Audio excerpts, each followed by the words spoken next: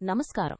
ఈరోజు వార్తల్లోకి వస్తే ఢిల్లీలో జరిగిన క్వాడ్ విదేశాంగ మంత్రుల సమావేశంలో మన విదేశాంగ మంత్రి జైశంకర్ గారు ఇండో పసిఫిక్ ప్రాంతం ప్రపంచ వృద్ధికి చోదక శక్తిగా ఉండాలని స్పష్టం చేశారు.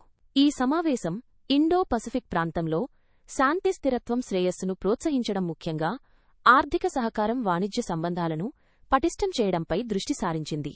ఈ ప్రాంతం ప్రపంచ ఆర్థిక వ్యవస్థకు ఒక కీలక చోదక శక్తిగా మారగలదని జైశంకర్ నొక్కి చెప్పారు.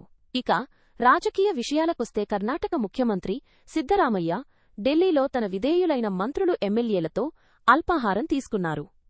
ఇది కాంగ్రెస్ పార్టీలో జరగనున్న కీలక సమావేశానికి ముందు చోటు చేసుకుంది. రాష్ట్ర కేబినెట్ విస్తరణ కీలక శాఖల కేటాయింపులపై చర్చలు జరిగే అవకాశం ఉంది. విద్యారంగంలో మరో వివాదం తెరపైకి వచ్చింది. ఒక విద్యార్థి తన ఫిజిక్స్ జవాబు పత్రం సిబిఎస్ఈ వెబ్సైట్లో తప్పుగా అప్లోడ్ చేయబడిందని ఆరోపిస్తున్నారు.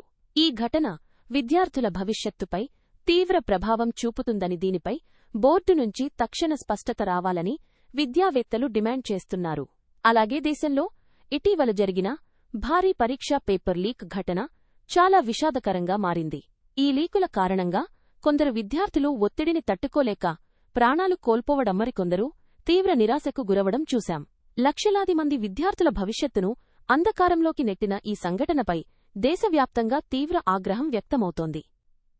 కేంద్ర రాష్ట్ర ప్రభుత్వాలు దీనిపై కఠిన చర్యలు తీసుకోవాలని కోరుతున్నారు.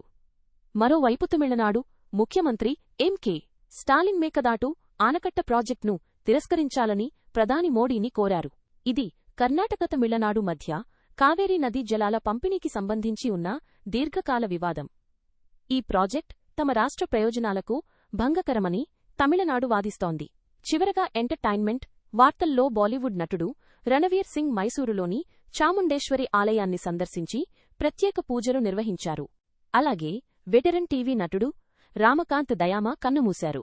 ఈ వార్తలతోటి నటి శుభాంగి లట్కర్ ధృవీకరించారు. ఆయన మరణం టీవీ పరిశ్రమకు తీరని లోటు. ఇది ఈరోజు ప్రధాన వార్తలు.